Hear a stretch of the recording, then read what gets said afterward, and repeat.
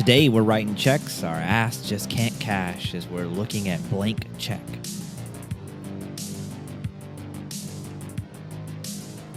Hello everyone out there in podcast land. Welcome to Hold Up, the show where we dive deep inside your childhood nostalgia, pull the movies from your past out to see if they hold up.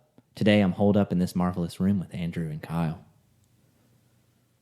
Hey, what's going on, man? Wow, that was really selfish of you to just take it that time. Hey, you didn't speak up quick enough, so I present myself in a fashionable manner, which you didn't do. So Yeah, but like you should always show deference. deference, define deference for me. You should always give polite and give somebody the option to take the lead. Okay, thank you for that definition. I'll take that into consideration, and next time I might consider it. I don't think that's a definition, but I don't fucking care because what you did was rude. So Well, I'm a rude person, hence why I don't no, have you're any a friends. sweet baby child. You're a sweet man. So you're contradicting yourself now? I'm rude, but I'm sweet? Yes. I can't be both. Well, ask a toddler. I don't know many. On today's show, we get to ask a toddler about many life lessons. But before we write some checks our ass can't cash, Kyle, you see what I did there? Hey, Wow. Kyle, how's the energy level? the dog shit energy level. Yeah. The dog shit energy level. Yeah. Dog shit, dog piss. I can't remember what we're on. It's shit. It's usually shit. But like, you know, when you're watching your 90-pound German Shepherd and he goes over and he's trying to get your attention and he walks into the door and you're like, you go potty? And he goes and hunches his back over to fart, but it's not a fart that comes out. It's actual shit that shoots out onto the wall. And then it happens for 24 hours after that, every hour. Yeah. That's where we're at. Hey, you know when your friend calls you to go check on your dog because it's sick and you go down to the apartment and you say that everything is fine, but then your friend says, no, check the living room, and you do, and there's like a quart of like diarrhea on the floor. That's what I'm getting at right now. You getting that? Yeah. Yeah. But that happened.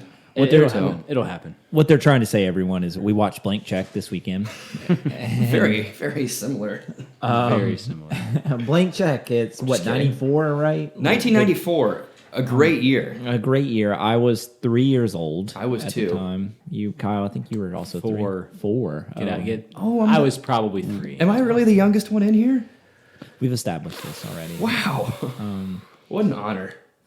What a time Blank Check was. I do wish I had a blank check now in my life, but Don't we all? We'll talk about that.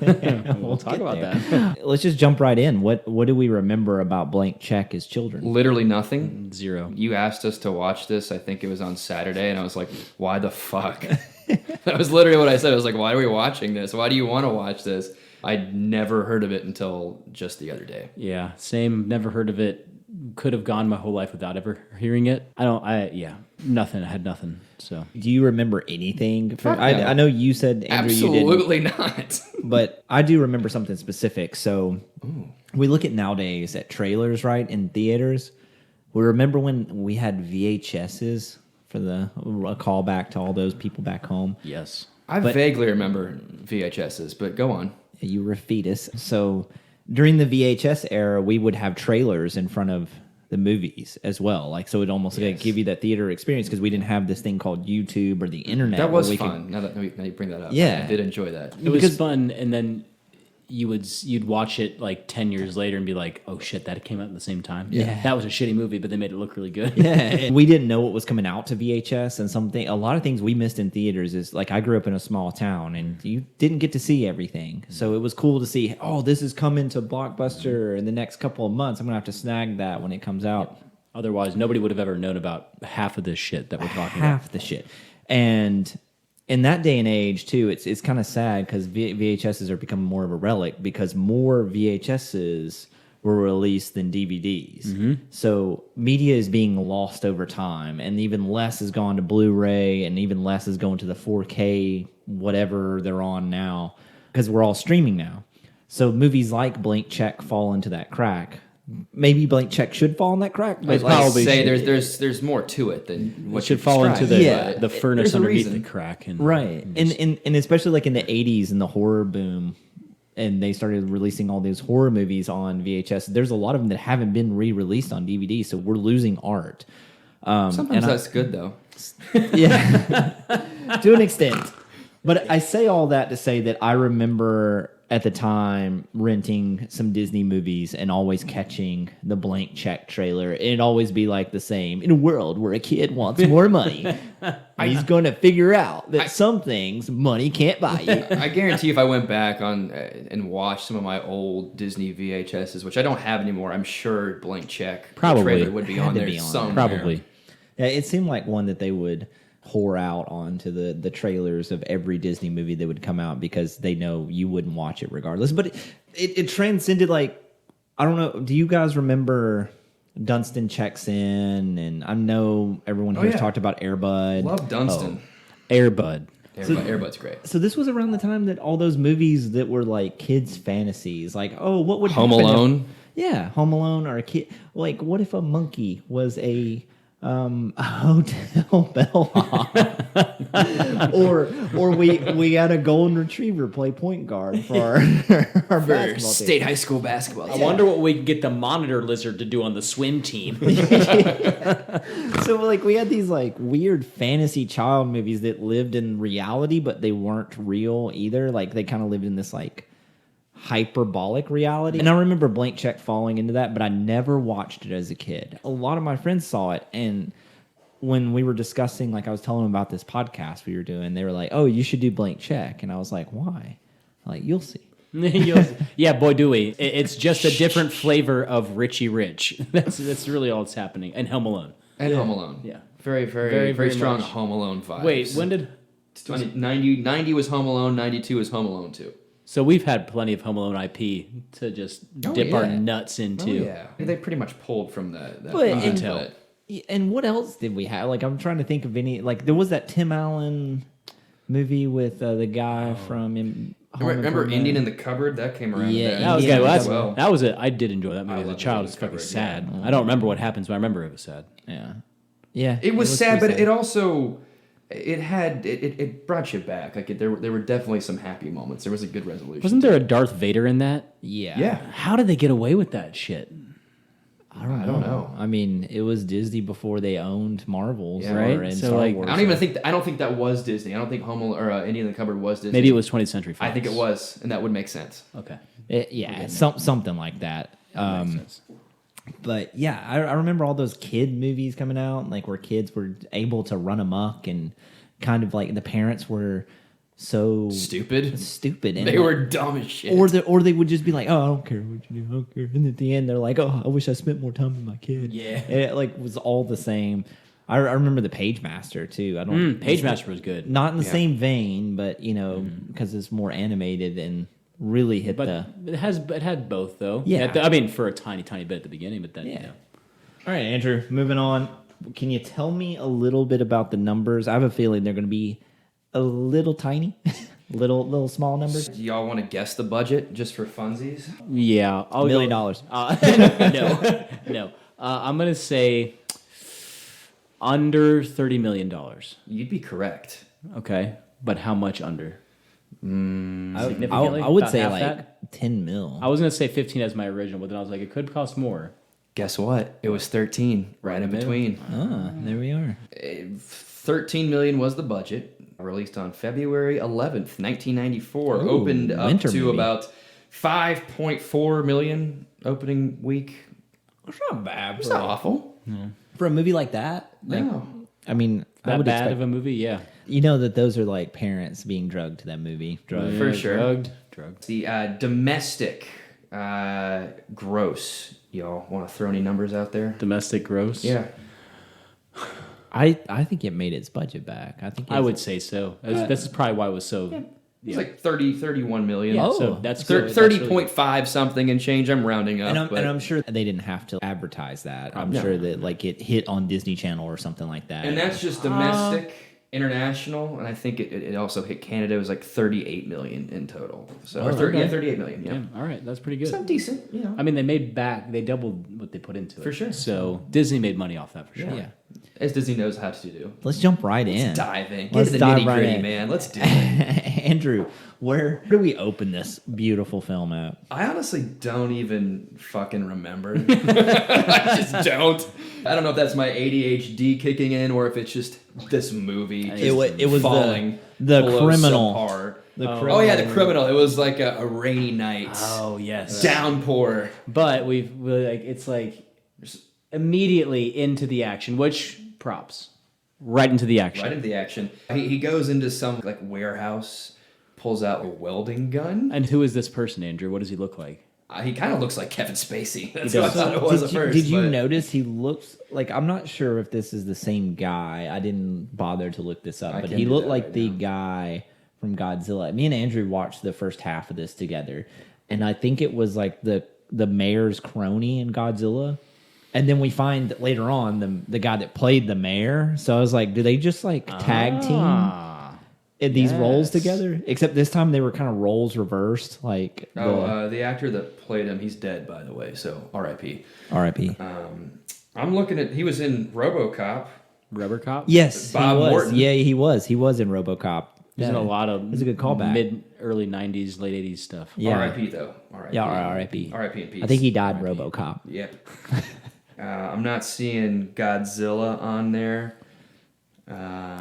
He finds a welding. But we've kind of skipped over a part. He's wearing an orange jumpsuit with the handcuffs split. That's right. He is. So he's an escaped inmate, just casually. In some random warehouse. He's escaped the prison and he's trying to find I guess this hash or something like Stash of something, but then he goes over to this little manhole, tries to get it open with his hands, doesn't work, so he just turns to his right and there's a plasma torch sitting right Was it there. a plasma torch? Though he tried to Fucking do hell. it with his hands. I was like, he planned this really well. Yeah, he just has the bullet, knows how to use it as well. This clearly what we're going to come to find out, white collar criminal. That's some great writing. Intuitive writing. Yeah. And then All right. he pulls out a briefcase full of looks like $20,000 maybe, like a small. We did the math. We did the opened math. it up. There were like 6 rows, or like 6. I don't know. What do you even call those things? Stacks on 6 stacks, stacks baby. of $10,000, and we estimated that the briefcase was what 3 layers deep of that. Yeah, $420,000. 480, or was it 420? It wasn't $1 million. It seems like it's this incredible amount of money, and think again, it's 1994, so That is quite a bit for them back then. It's quite a bit, but it's still in 1994. That's still not like. I mean, think about how many billionaires. I mean, sure, there were billionaires back then, but like, how prevalent was the concept of $1 billion? True. At that point in time. True. So But- $1 million is quite a bit. But it definitely, that briefcase did not hold $1 million. No fucking way. So, but I mean, $420,000. Let's just say, if 420 we're- blaze it, baby. Let's go. If YOLO 420, baby. if our estimation is true, that's still a good chunk of change. But That roughly double it from then to now. So Are you kidding me? $2.1 million. Wow. In today's money. Oh goodness. now we get, I guess, introduced to the kid, right? Isn't that what's next? I don't know. This movie doesn't really have much of a plot line through Aren't it, they really. in their home or something like that? They're up in the Yeah. bedroom. The 2 He's- brothers are starting a business. And it's like, and the 2 brothers are maybe 15, 16. 15 and 16, exactly. That's what it says on Wikipedia, at least. So I'm then- going off that. And then the kid, our main character, his name's Preston. And Preston. his dad is like a money hungry piece of shit. He is very, very conscious about his money because wasn't he giving him some kind of lecture? Yeah, he was like, your brothers are starting their own business. When are you going to start your own business? Yeah, when are you going to make your own money, you 11-year-old swine? Yeah. like- When I was your age, I was working as a shoe shine, and I was also working in the meat plants where my friend of 42 years You should got have seen my killed. portfolio in kindergarten. You would have died for it. You're like, fuck off, you know? Asshole. yeah, he literally was lecturing his son about not having a job at 11 years old, which is illegal in 94 still. I bet that he doesn't let his son listen or I mean- read to Upton St. Clair. Preston probably had to go to therapy later on down the line because of what his dad put him through. And Preston probably put a lot of people through therapy also at the same time. Hey, I don't His want actions. to. I don't want to fault Preston too much. I like the guy. He might be the lone thing that I like about this movie. But we Maybe. do establish that this family is very money hungry business. Like, They don't even look that rich. It's No, like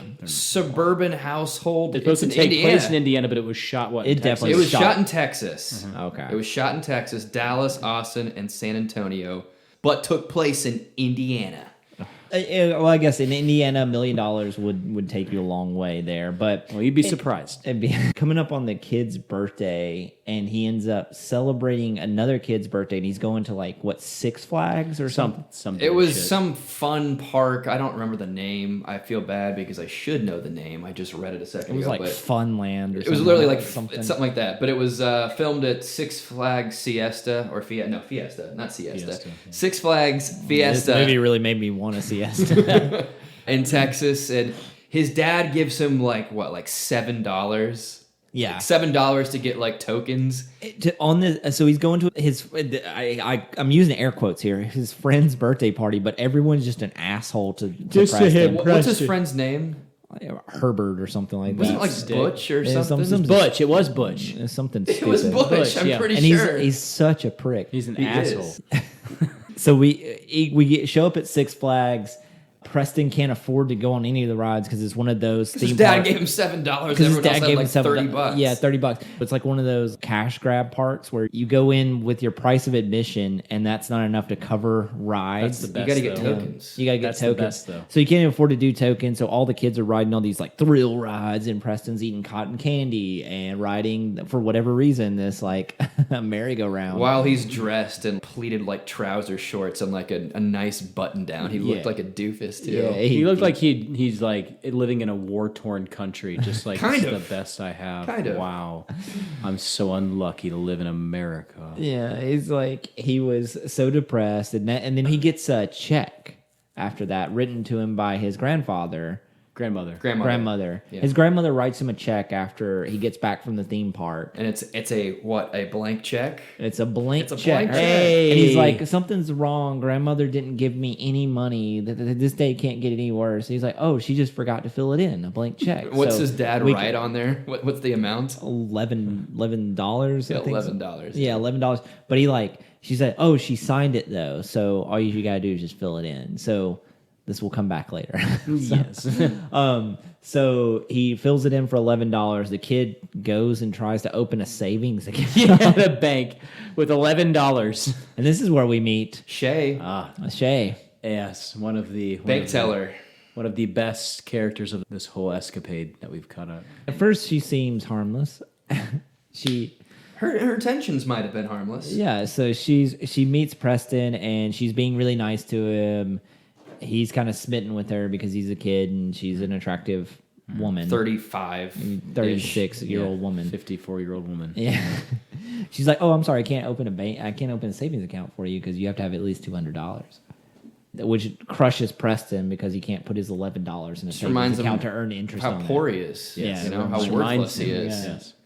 Why Preston's talking to the teller, the convict is in there. Talking to Mr. Biederman. Mr. Biederman, who was the mayor of Godzilla, correct? I think he was. Yes. And he was the owner of Greenway Press and Elf.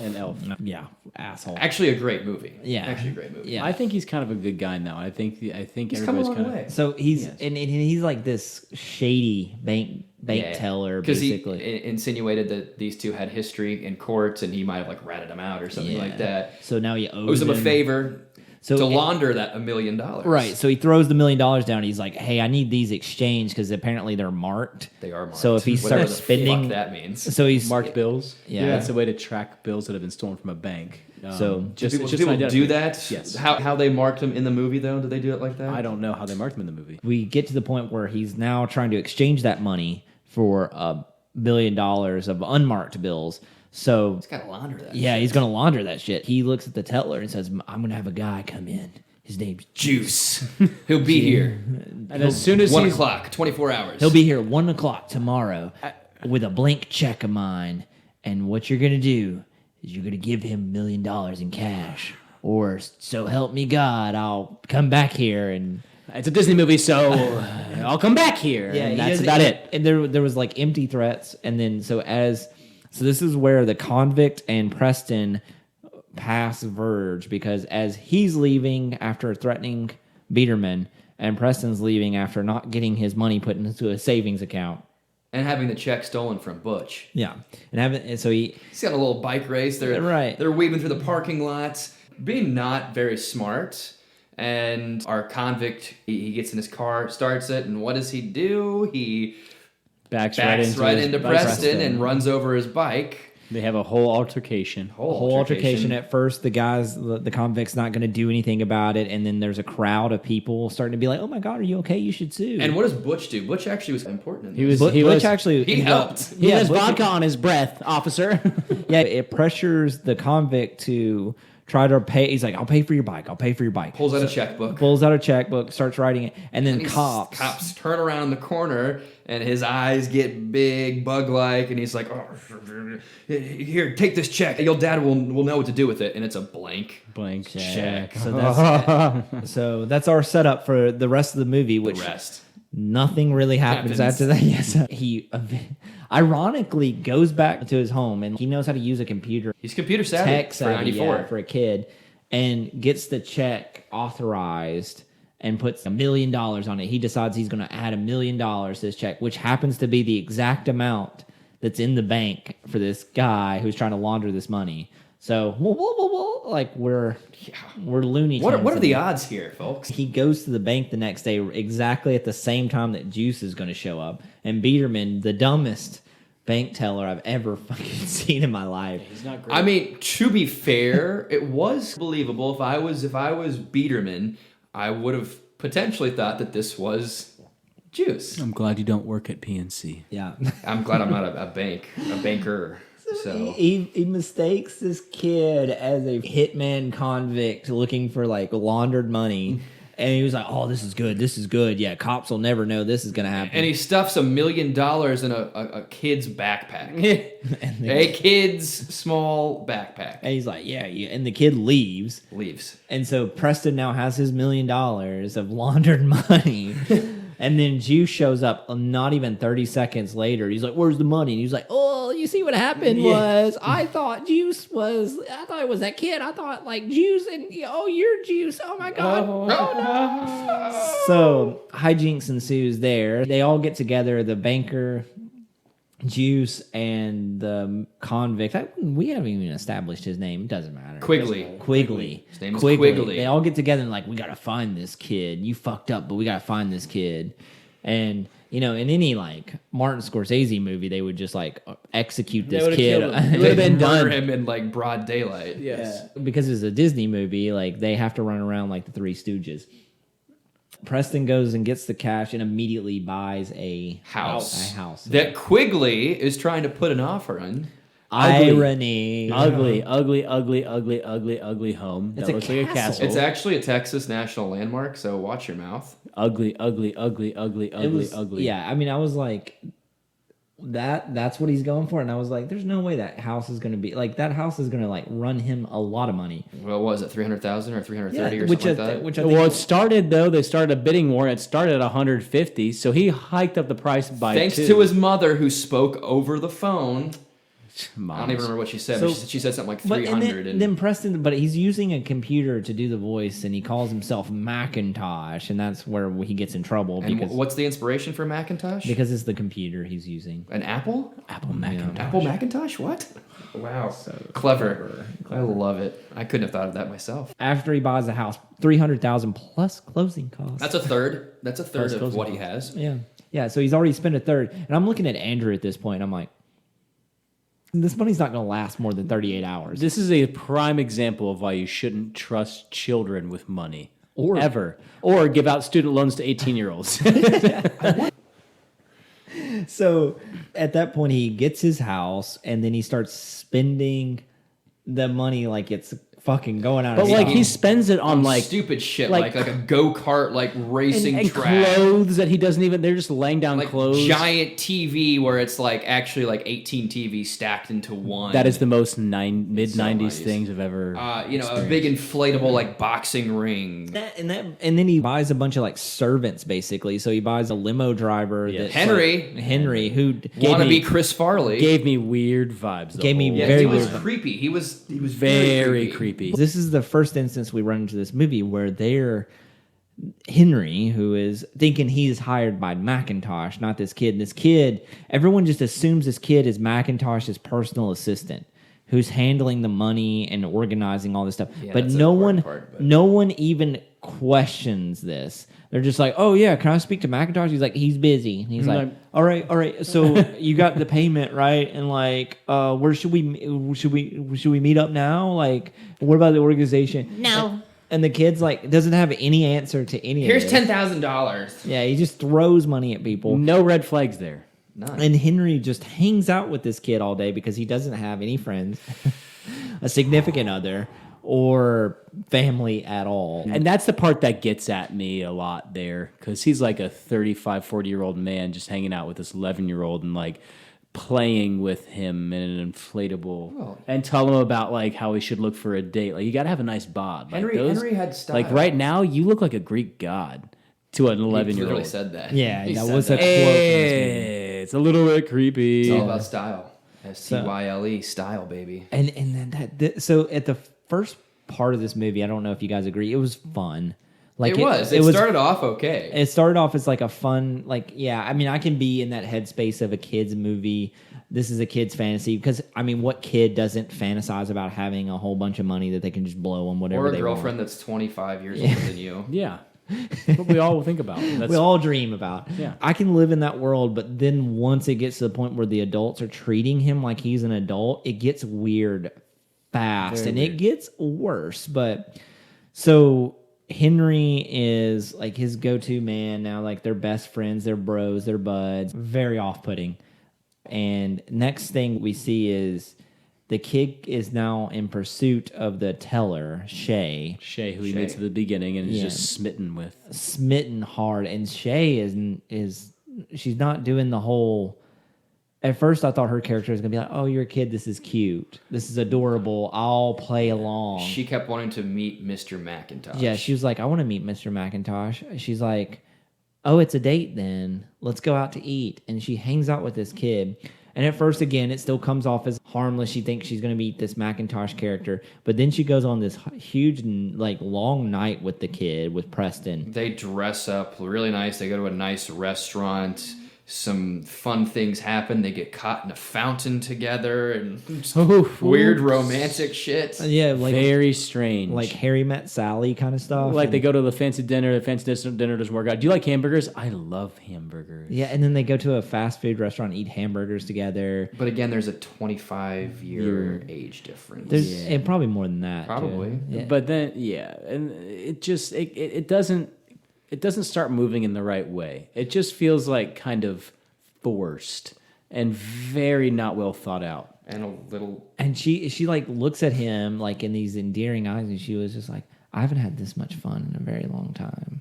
And like weird romantic. And your butthole kind of clenches and you're like, what am I My watching? whole body clenched. Who wrote this? To flip it upside down too, if Preston was a girl and Shay was a man, It'd be worse. it'd be a lot way worse. worse, and we would have red flagged it. But because the way women are seen and written about in this movie, because Yeah. again, this was written by a man. Was no, it? no, I don't think so. No, I don't think so. I think at it was all. written by a whale pretending to be a dog, pretending to be a man. Probably. A bank This is teller what- pretending to be a man, pretending to be a whale. Yeah. But yeah, so it's awfully written.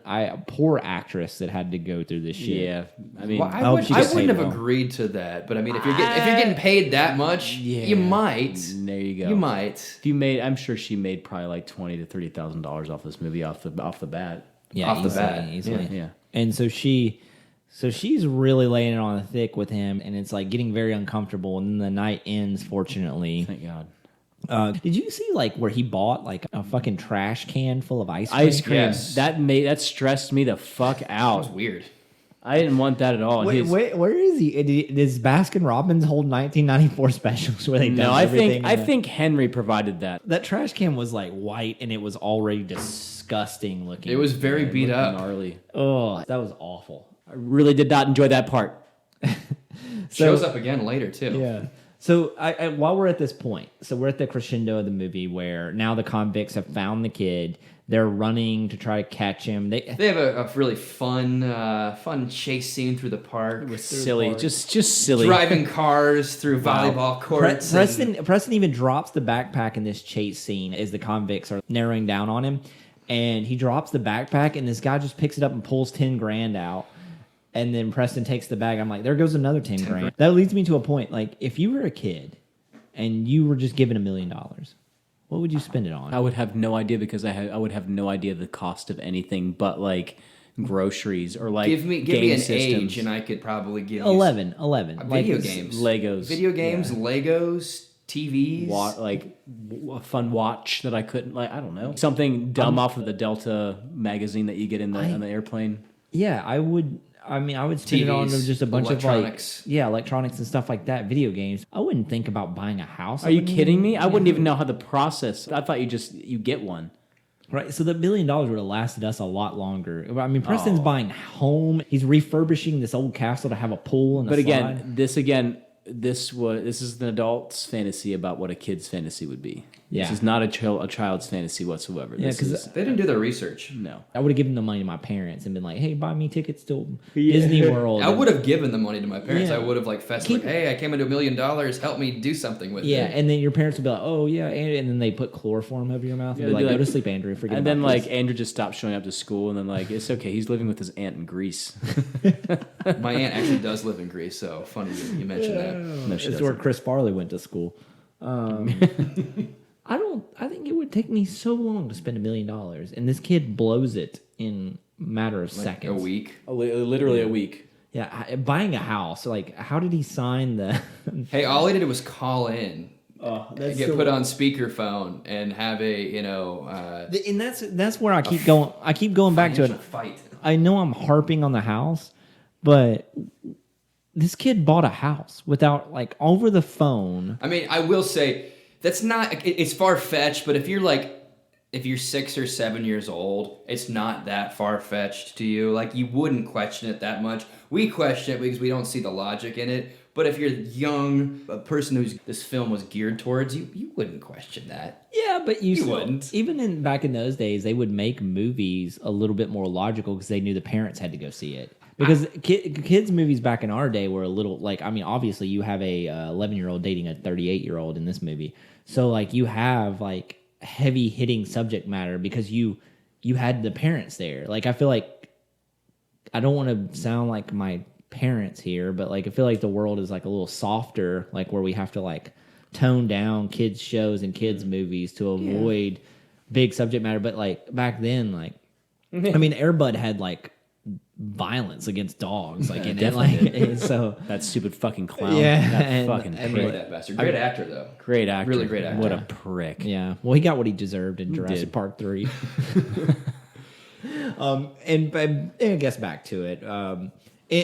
We established we would not spend $1 million that quick, but Preston's blowing through it and even losing $10,000 in the park. I was like, this kid's in for it, but Stressing me out. So, and at this time, he keeps getting away from the criminals, and Preston is starting to realize money can't buy you happiness. That's starting to settle in. He has no friends. He never had friends to begin with. He's disconnected with his family. Money doesn't really know what he's doing. I don't blame him. His family sucks. Yeah. His They're families awful. are not great, no. And they don't question. They're every time he goes back to his home, he's in a suit, and he's like, where are you going? He's like, I'm working for Macintosh. I was like, yeah, go get him. Can we go speak get to him, Macintosh? I want to, drop No. something off and, get No, you can't, Dad. Oh, no, that makes sense to me. Okay, I'm a great father. End of story with that. That's the dad's arch. But I think we can speed this up because there's really not much that happens. Really he, not. He decides to throw a big birthday bash for Macintosh. But it's actually for himself. It's for himself, and this is when I lose my mind too, because literally the was that a party planner? Yes, he hired a party planner. He hired a party planner, and her down payment was what? $10,000, and I'll collect the other half after the party. $20,000 for a party planner? In what world? I don't think party planners now would be $20,000. I mean, Depends on who your clientele not is. in Indiana. Yeah, you're right. He met that girl at Party City. She at Also, most $2,000. That party planner is Debbie Allen. The woman who played her is Debbie Allen, who's not like a famous actress, but she's been in some shit. She was in Grey's Anatomy for like 15 years. Oh, no shit. Yeah, she was a big character in Grey's Anatomy. Well, I'll be damned. Gretchen knew her. That's how I made the connection there. So Gretchen had to watch this too. Yes, she watched the ending with me.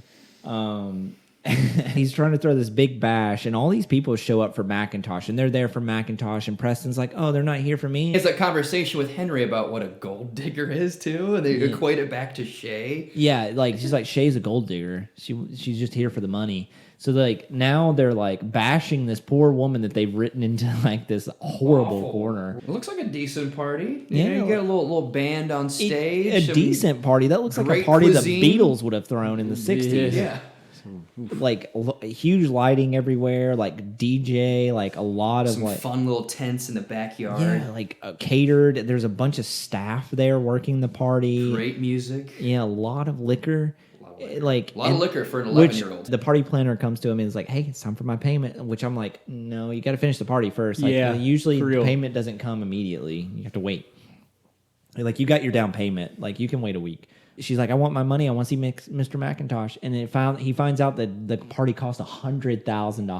$100,000. After he finds that out, he goes through his budget and realizes he's blown all the money and only has like $300. While his dad is standing in the doorway, thinking he's Macintosh in the chair, spilling his guts out about how he misses his son and whatnot. He's become way too focused on money. Yes. You think? He's having his denouement, his epiphany. Yeah. His dad is. Which hits Preston to the core. Yeah. And then he looks on the screen and he sees that he doesn't have any money left, and then things start to just unravel. Yeah, so Preston's like, "Oh shit, I've spent all the money. I can't afford this party that I've thrown. All these people are going to be upset." So he's trying to figure out a way to weasel it out of it. But the whole time he's like, "She didn't show up. She didn't show Where's up. Shay? Where's Shay?" And then Shay shows up. Where does she show up from? She comes out of a van? Yeah. Because she's an FBI agent undercover. It's revealed at this point, but it's been hinted at the whole time in the movie. That's why I was like, at the beginning, I was like going to give it some leeway, because I think she's looking for the money that's been laundered the whole time. She just happens to work for the bank as undercover. And I thought like that was going to be the case, is she's only following Preston because he knows the money. Which I was like, great. This is at least something that's not creepy. Yeah, it's somewhat but it doesn't acceptable. It doesn't stop her from saying some really creepy things, because she's always like, "Oh, I'm having the time of my life. Oh my god." Preston like puts it, I think she put her hand on his like thigh at one point, and that's like when my like eyelids rolled into the back of my head. And I couldn't take it anymore. I had a small stroke, grand mal seizure. Yeah, I bet you did. But she shows up to the party and she's like, "Where's Mr. Macintosh?" And he's like, "Mr. Macintosh isn't here. He isn't gonna be here. He's never gonna be here. He's dead." He killed your dog too. So he's like, Murder-suicide. So and then I'm so fuzzy. What happened after that, Kyle? I don't know. They had a little chase. The criminals show up to the party, don't they? No, the criminal and there's two accomplices. The party leaves because he's like, "Macintosh isn't coming. Y'all can leave. Get out." Blah blah blah. And has an emotional breakdown. They leave. Meanwhile, the criminals barge into his parents' home. They kick the door down because they found out his home address. The kid. Yeah, they talked to forgot about that. Butch. They led him to the doorstep. Right. That's right. Because what did they do to Butch? Really quickly. What did they do to Butch? They held him over the top of a building. They Batman. "You like this view, kid?" He's like, "I swear to God." "Swear to me." They dangle him off the top of that. I thought I was watching The Untouchables. I was like, this has turned into a mob movie. But I was like, at the same time, I was like, this is exactly what these criminals would do, though. For sure. I was waiting because they were slippy slappy the whole time. Like, you got to put some venom in those teeth. But I was like, oh, these guys aren't real criminals. Like, and then all of a sudden, like, they're threatening this child's life over the building. Which I think once they got the information, they would have just dropped it. Yeah, that's exactly what I was. When you said it, Scorsese, I was like, that's exactly what they would have done. He would have just been.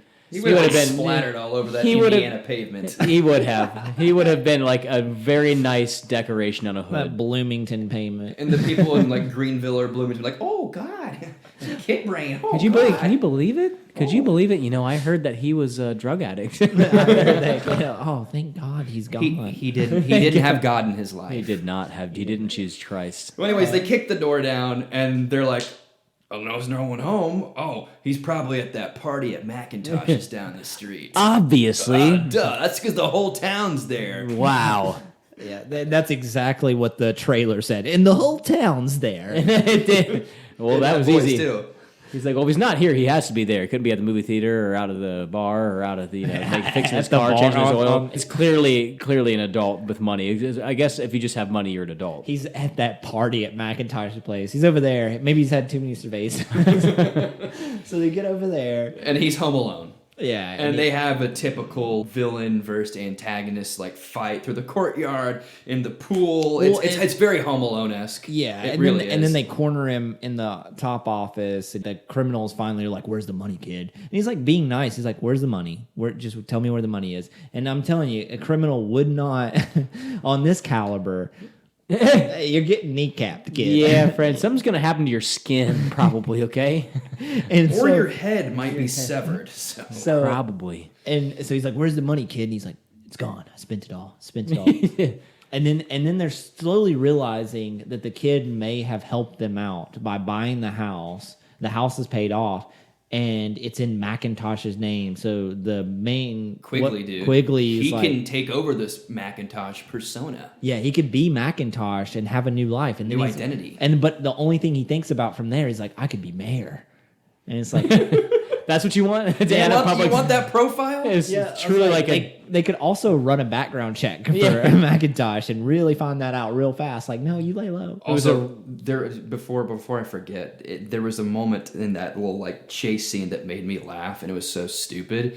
He called Biederman Wienerman, and I thought that was so fucking Wienerman? funny. Wienerman, or whatever your name is, and I was like, That's I almost gotta like laugh. a nickname you were called in school. You know that I was was... absolutely called Wienerman.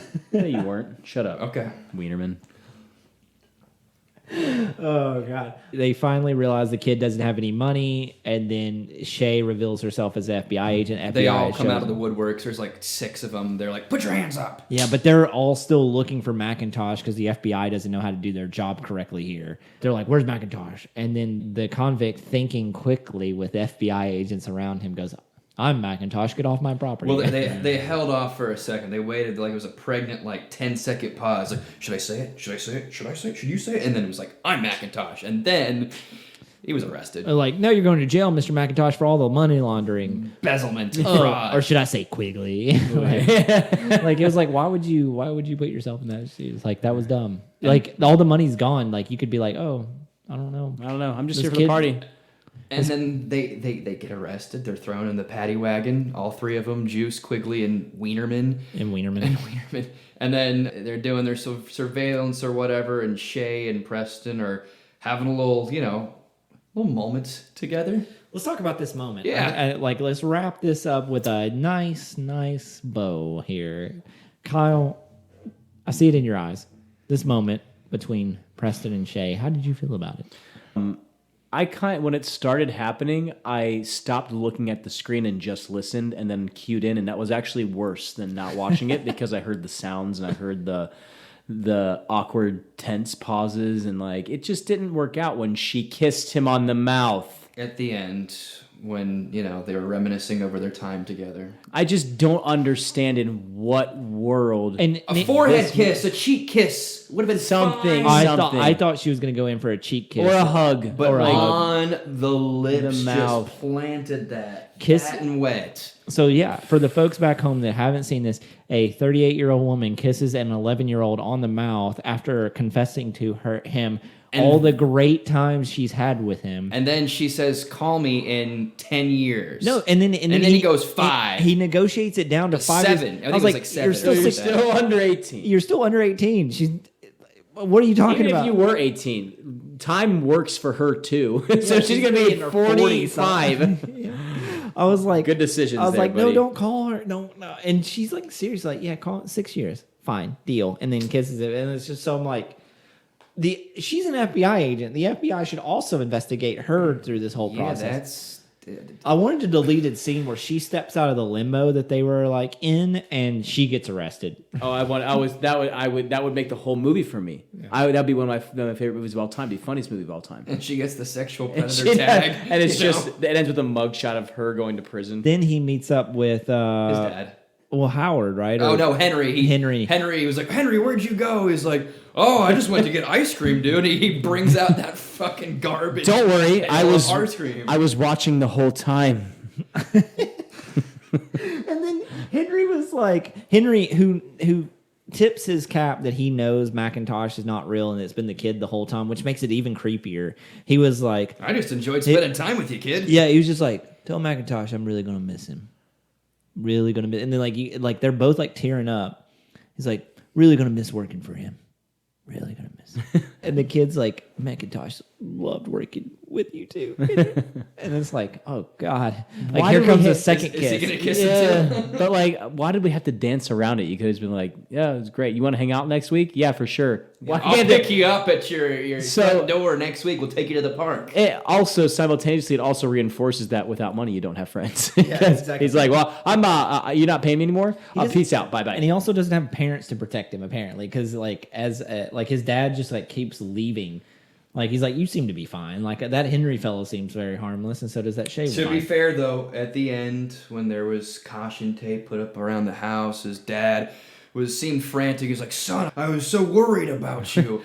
We all have to make sure that I am a good father. And then he spills his guts again. He's like, I'm sorry, son, that I haven't been there for you. I've been tough on you.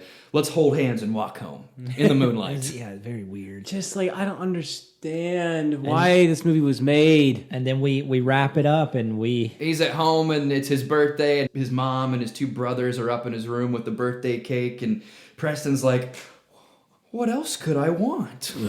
My life is complete. How about a Ferrari? We glossed over this, but I think we hit all my notes. But I do remember that you brought up his brother. I didn't take notes on this. Sorry.